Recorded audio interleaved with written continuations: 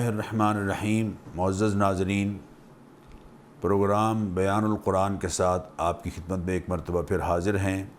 آج انشاءاللہ قرآن کریم کے 15ویں پارے کے مضامین کا خلاصہ بیان ہوگا۔ 15ویں پارے کا آغاز نبی کریم علیہ الصلاۃ والتسلیمات کے سفر اسراء سے ہو رہا ہے، اور سفر معراج کا تذکرہ سورہ نجم میں اللہ تعالیٰ نے فرمایا ہے، لیکن عام طور پر یہ آیت جب ہم پڑھتے ہیں تو اس سے مراد سفر معراج ہی لیتے ہیں۔ سبحان الذی اسریٰ بعبدہ لیلا من المسجد الحرام الی المسجد الاقصیٰ۔ پاک ہے وہ ذات جو لے گیا اپنے بندے کو، اپنے خاص بندے کو، مسجد حرام سے مسجد اقصیٰ تک راتوں رات یہ سفر کرا دیا۔ لنریہ من آیاتنا، تاکہ ہم کچھ نشانیاں انہیں دکھائیں۔ آپ صلی اللہ علیہ وسلم مسجد حرام سے مسجد اقصیٰ اور مسجد اقصیٰ سے ملائے اعلیٰ کی طرف تشریف لے گئے، اور اللہ تعالیٰ نے اپنی بہت سی قدرتوں کا آپ کو مشاہدہ کرایا۔ ایک تمثیلی کیفیت سے آپ صلی اللہ علیہ وسلم کو گزارا گیا، اور وہ ساری تفصیل آپ معراج کے سفر کے حوالے سے سیرت کی کتابوں میں یقیناً پڑھ سکتے ہیں۔ اگلی آیت میں حضرت موسیٰ علیہ السلام کا ذکر فرمایا، وَآتَيْنَا مُوسَى الْكِتَابَ، ہم نے موسیٰ علیہ السلام کو کتاب عطا فرمائی یعنی تورات۔ وَجَعَلْنَاهُ هُدًى لِبَنِي إِسْرَائِيل، اور ہم نے موسیٰ علیہ السلام کو بنی اسرائیل کے لیے ذریعہ ہدایت بنایا، اس تاکیدی حکم کے ساتھ اللہ تتخذوا من دونی وکیلا، کہ تم نے اللہ تعالیٰ فرما رہے ہیں اللہ تتخذوا من دونی وکیلا، اس تاکید کے ساتھ کہ تم میرے سوا کسی کو اپنا کارساز نہیں بناؤ گے۔ اللہ کارساز ہے، کام بنانے والی ذات، کرنی والی سرکار۔ یہ آیت ہمیں سمجھا رہی ہے کہ اللہ تعالیٰ کی ذات کریمہ ہے، اللہ کے سوا کسی کو یہ اختیار یقیناً نہیں ہے۔ اسی رکوع میں فرمایا، ان احسنتم احسنتم لانفسکم، دیکھو اگر نیکی کرو گے اور بھلائی کرو گے تو وہ بھلائی تمہارے ہی فائدے کے لیے ہوگی۔ وَإِنْ أَسَأْتُمْ فَلَهَا، اور اگر برائی کرو گے تو یقیناً اس برائی کا نقصان بھی تم ہی اٹھاؤ گے۔ اللہ تعالیٰ نے اسی رکوع میں ارشاد فرمایا کہ إِنَّ هَذَا الْقُرْآنَ يَهْدِي لِلَّتِي هِيَ أَقْوَمُ، یہ قرآن کریم سیدھی راہ دکھانے والی کتاب ہے۔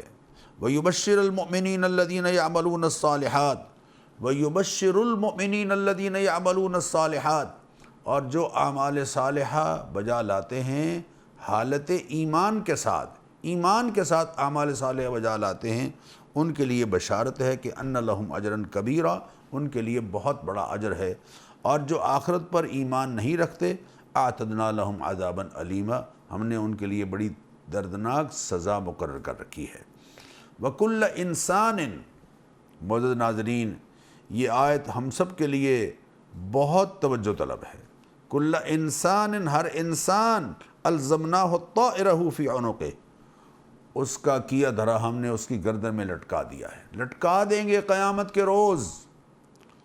اور وَنُخْرِجُ لَهُ يَوْمَ الْقِيَامَةِ كِتَابًا يَلْقَاهُ مَنْشُورًا، ہم اس کو اس حال میں نکالیں گے کہ قیامت کے روز اپنی کتاب کو اپنے سامنے بکھرا ہوا پائے گا، اپنا کیا دھرا اپنے سامنے پائے گا، اور ہم کہیں گے اقرأ کتابک، اپنی کتاب خود ہی پڑھ لو، کفیٰ بنفسک اليوم علیک حسیبا، آج کسی اور کو محتسب بنانے کی ضرورت نہیں، اپنا احتساب کرنے کے لیے تم خود کافی ہو۔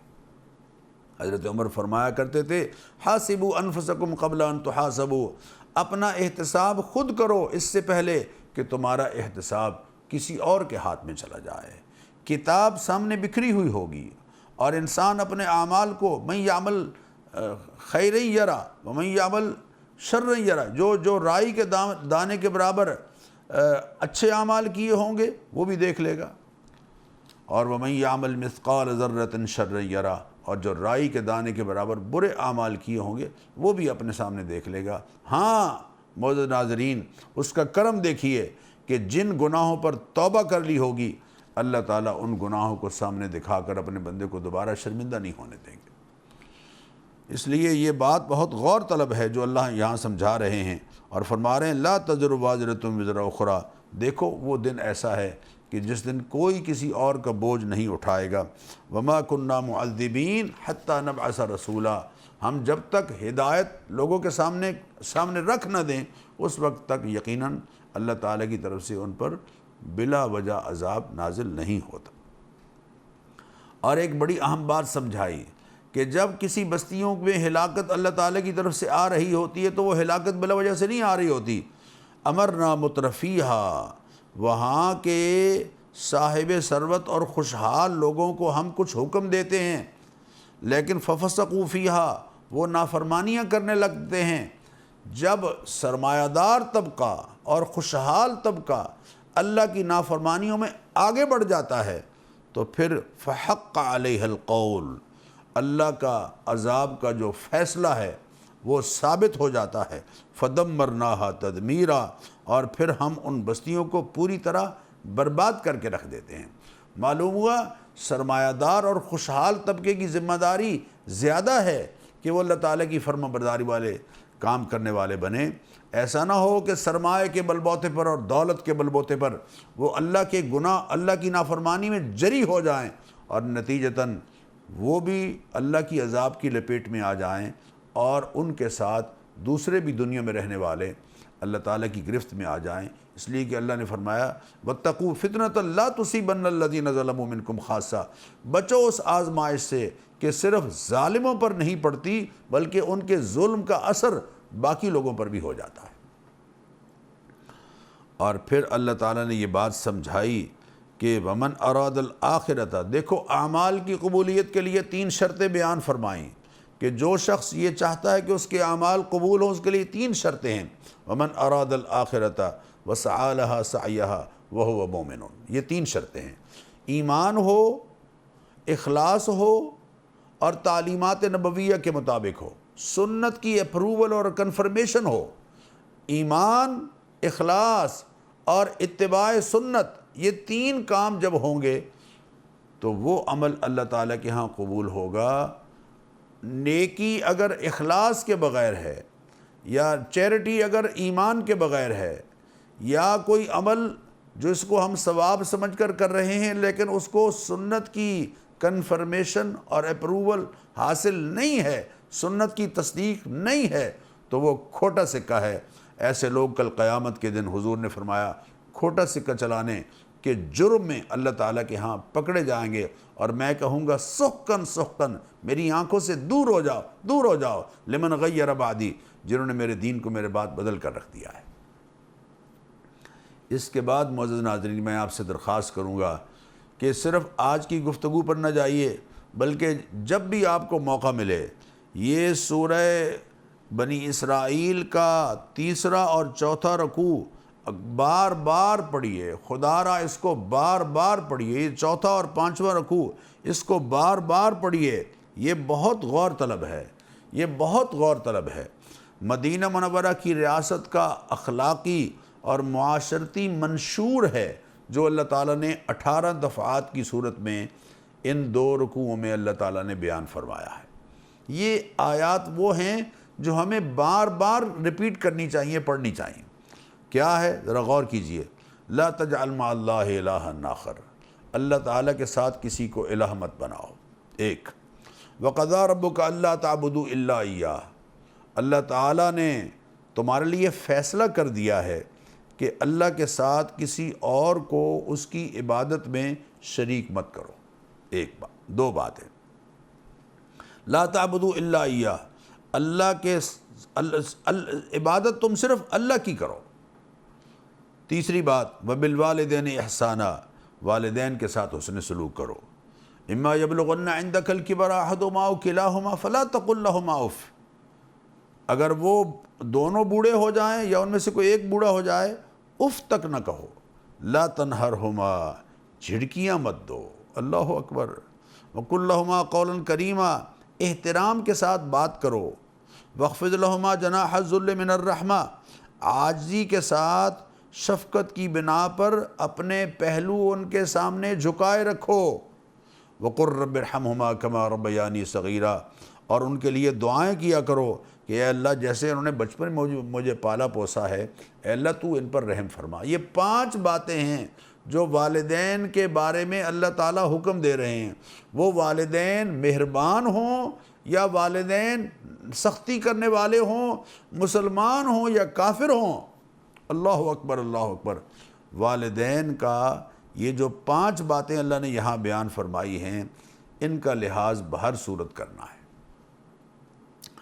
اس کے بعد پھر اللہ تعالیٰ 5ویں بات ارشاد فرما رہے ہیں، 4تھی بات، آت ذی القربی حقہ والمسکین وابن السبیل، قرابت داروں کو، رشتہ داروں کو ان کا حق دو، مسکینوں کو ان کا حق دو، مسافروں کو ان کا حق دو، اور 5ویں بات لا تبذر تبذیرا، بے جا خرچ نہ کرو۔ اسراف بھی منع ہے، تبذیر بھی منع ہے۔ اسراف ہے ضرورت کی جگہ پر، جائز جگہ پر ضرورت سے زائد خرچ کرنا، یہ اسراف ہے، اور ناجائز جگہ پر خرچ کرنا یہ تبذیر ہے، چاہے 1 روپیہ ہی خرچ کیا جائے۔ لا تبذر تبذیرا، بے جا خرچ مت کرو، ناجائز مقام پر پیسے صرف مت کرو۔ ان المبذرین کانوا اخوان الشیاطین، بے جا خرچ کرنے والے یہ شیطان کے بھائی ہیں، شیطان بھی ناشکرا ہے، یہ بھی اللہ کی نعمت کی ناشکری کر رہے ہیں۔ اور وَإِمَّا چھٹی بات، وَإِمَّا تُعْرِضَنَّ عَنْهُمْ ابْتِغَاءَ رَحْمَةٍ مِّن رَّبِّكَ تَرْجُوهَا فَلَا تَقُل لَّهُمَا وَإِمَّا تُعْرِضَنَّ عَنْهُمْ ابْتِغَاءَ رَحْمَةٍ مِّن رَّبِّكَ تَرْجُوهَا فَقُل لَّهُمَا قَوْلًا مَّيْسُورًا، اور اگر کسی کی خبر گیری نہ کر سکو لیکن آنے والے حالات میں تمہیں اندازہ ہو کہ حالات بہتر ہو جائیں گے تو پھر میں مدد کر سکوں گا، تو ان کے ساتھ نرم لہجے میں بات کرو، یعنی سوالی کو جھڑکو مت، بس اگر تمہارے پاس پیسے نہیں ہیں تو معذرت کر لو، لیکن 10 روپے دے کر اس کو لیکچر مت دو کہ تم کام کیوں نہیں کرتے، تم فلان کیوں نہیں کرتے۔ بندہ خدا بس اتنا ہی کافی ہے کہ اس سے اگر تمہارے پاس وسائل نہیں ہیں تو بس نرمی کے ساتھ اس سے معذرت کر لو۔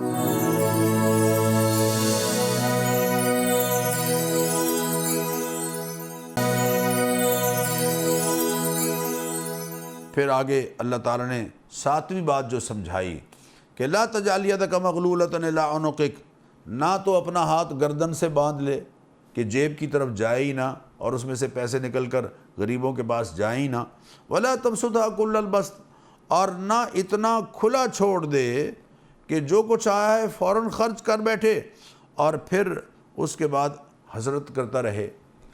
جو گھر میں ہے وہ سارا اس کی راہ میں دے دینا، یہ شان صدیق اکبر کی ہے۔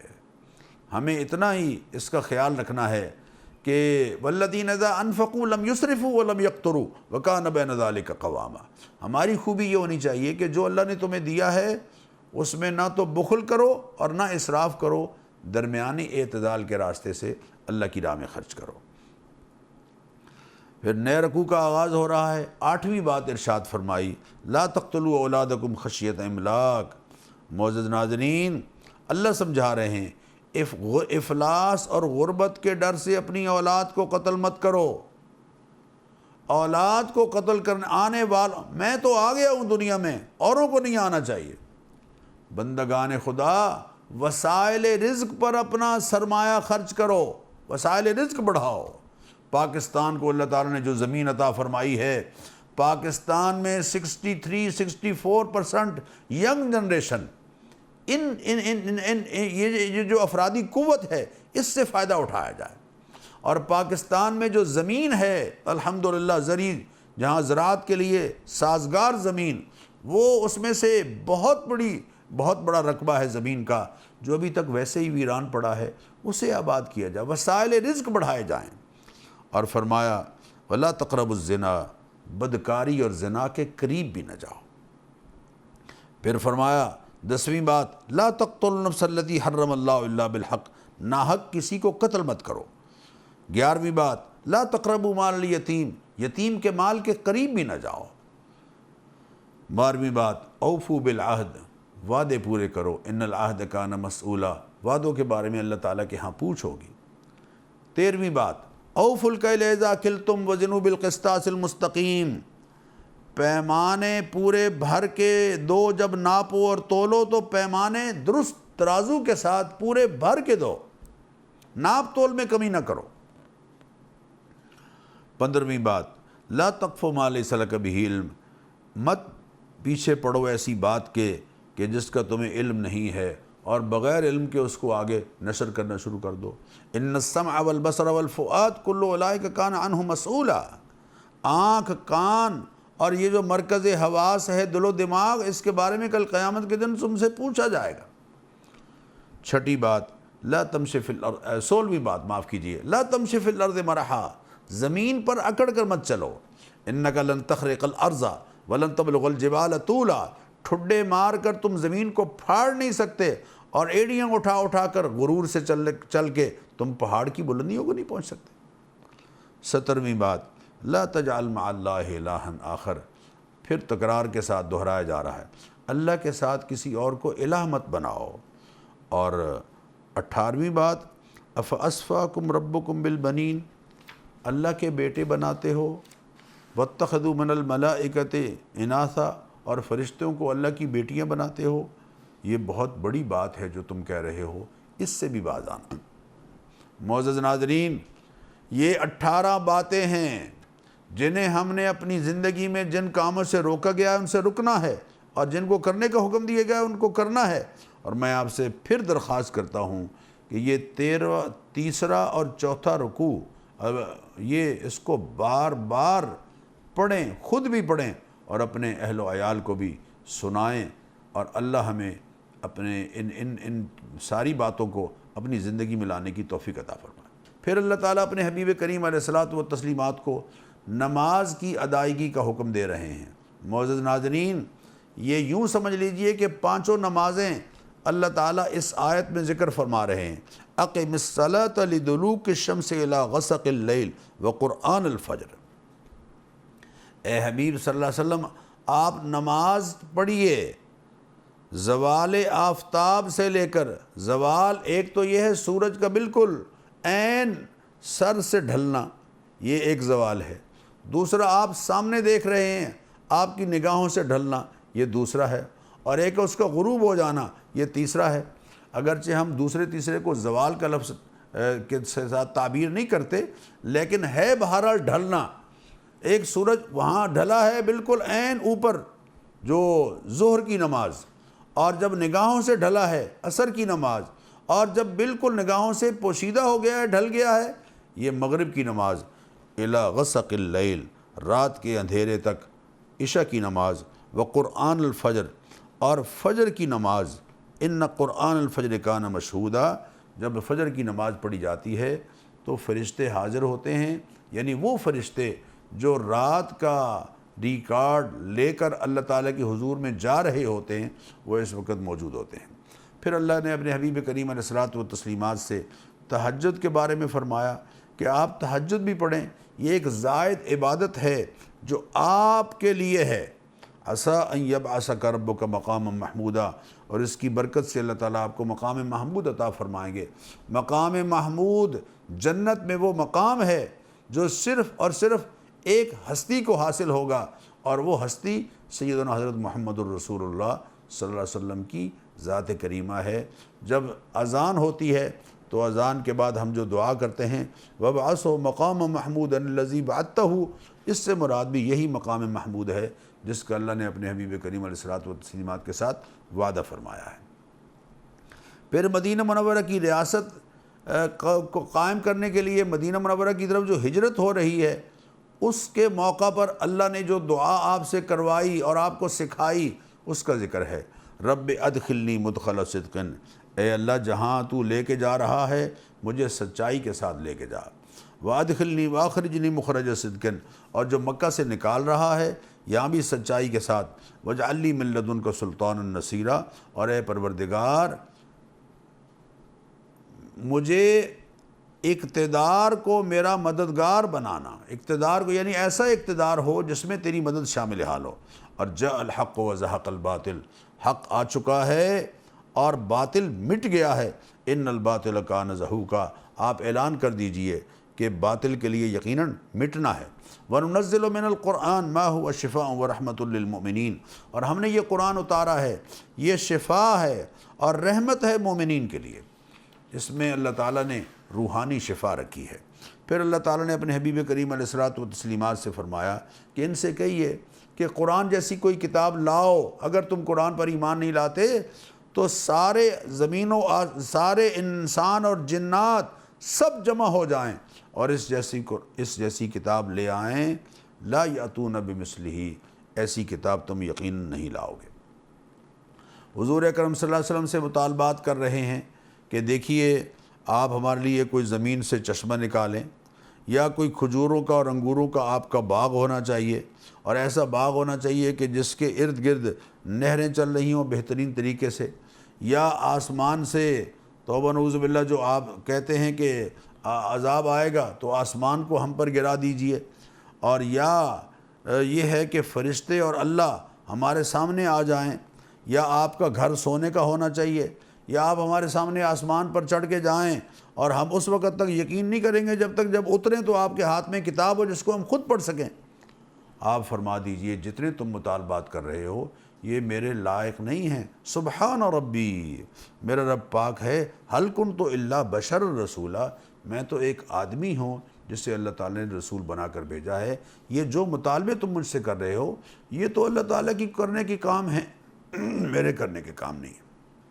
معزز ناظرین، اس کے بعد اللہ تعالیٰ نے اس بات کو سمجھایا ہے کہ لوگ یہ سمجھتے ہیں کہ بشریت کی صفت یہ منصب رسالت کے خلاف ہے۔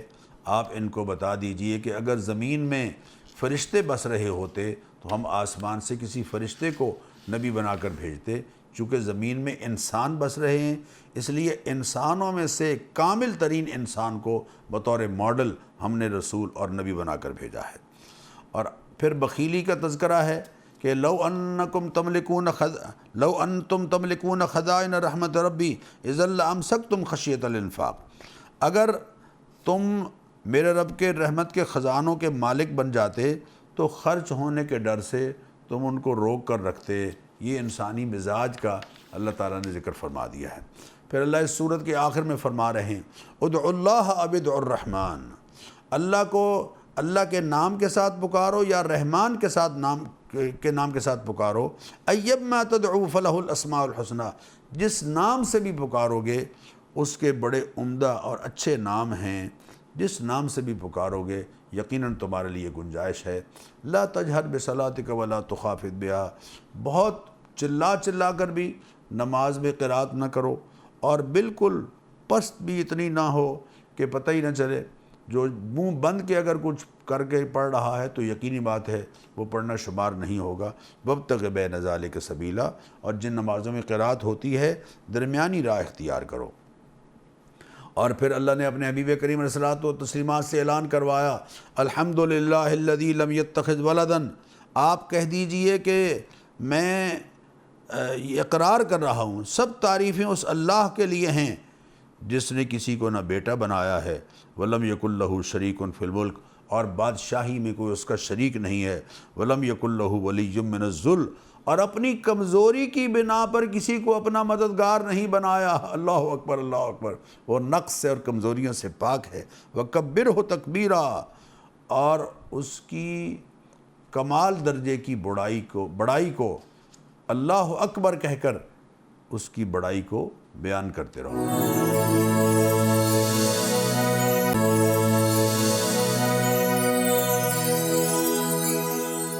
معزز ناظرین، ایک بڑی اہم بات ہے اگلے رکوع میں، یعنی 18ویں رکوع میں اللہ فرما رہے ہیں دیکھو وحشرناہم فلم نغادر منہم احدا، ہم سب کو اٹھائیں گے اور کسی ایک کو بھی نہیں چھوڑیں گے، وعرضوا علی ربک صفا، اور تیرے رب کے حضور میں سب کے سب صف در صف کھڑے ہوں گے، اور ہم کہیں گے لقد جئتمونا کما خلقناکم اول مرہ، آج ہم تمہیں لے آئے ہیں ویسے جیسے ہم نے تمہیں پہلی مرتبہ پیدا کیا تھا۔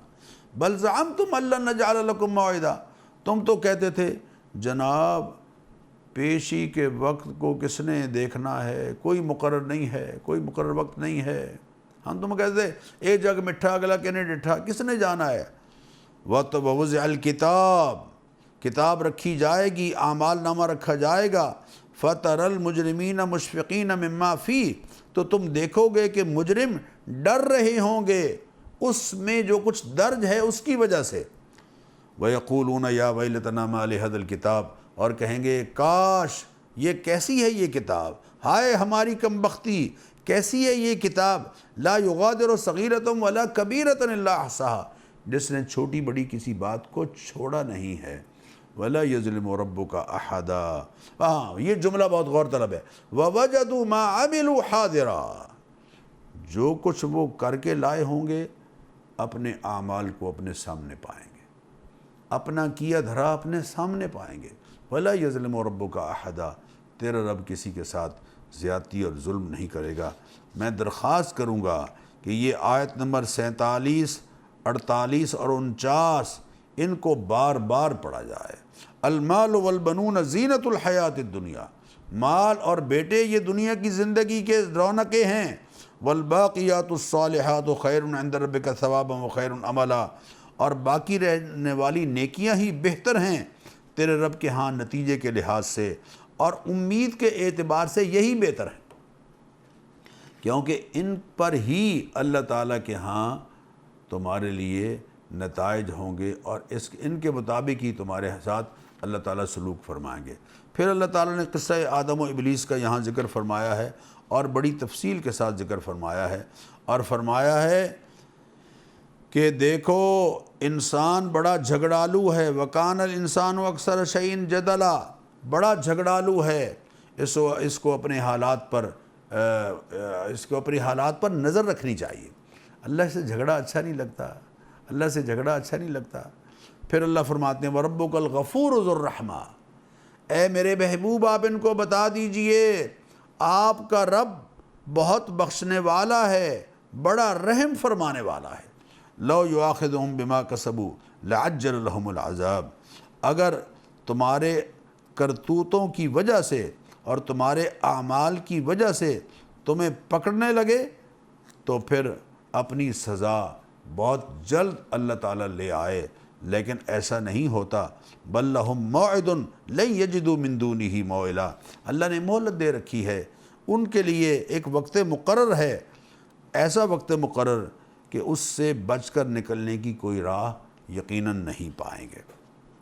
وَتِلْكَ الْقُرَىٰ أَهْلَكْنَاهُمْ لَمَّا ظَلَمُوا، اور یہ بستیوں پر جو ہلاکتیں آتی ہیں یہ ان کے ظلم کی وجہ سے آتی ہیں، ظلم، اور یہ جو بستیاں جنہیں ہم نے ہلاک کیا ہے یہ انہوں نے ظلم کیا تھا۔ آج بھی معزز ناظرین دنیا بھر کو ظلم سے بھرنے والے آپ دیکھ لیجئے، سزا کا کوڑا جو ہے وہ ان پر کس طرح سے برس رہا ہے۔ پھر حضرت موسیٰ علیہ السلام کا واقعہ شروع ہو جائے گا، اور شروع ہو رہا ہے کہ کس طرح جب انہوں نے یہ بات کہی کہ میں اس وقت دنیا میں سب سے زیادہ صاحب علم ہوں، یقینی بات ہے اللہ کے نبی علیہ السلام جو ہیں وہ تشریعی علم کے اعتبار سے سب سے اعلیٰ ہوتے ہیں، لیکن تکوینی علوم میں ایک اور ہستی تھی حضرت خضر علیہ السلام۔ اللہ تعالیٰ نے فرمایا کہ اے موسیٰ ان کی تلاش میں نکلو۔ آپ نے اپنے ایک نوجوان نبی جو بعد میں حضرت یوشع ابن نون جو آپ کے ساتھی تھے ان کو ساتھ لے کر سفر شروع کیا حضرت خضر علیہ السلام کی تلاش کا۔ وہ سارا واقعہ یہاں ذکر ہے، اور وہ انشاءاللہ العزیز آئندہ کے پروگرام میں ہم اس کا تذکرہ کریں گے۔ اللہ تعالیٰ سے میں دعا کرتا ہوں اللہ ہمیں خاص طور پر جو معاشرتی زندگی کے جو احکام اس پورے پارے میں دیے ہیں اللہ انہیں اپنی عملی زندگی میں لانے کی ہمیں توفیق عطا فرمائے۔ معزز ناظرین انشاءاللہ العزیز کل 16ویں پارے کے مضامین کے ساتھ حاضر ہوں گے۔ اجازت دیجیے، السلام علیکم ورحمۃ اللہ وبرکاتہ۔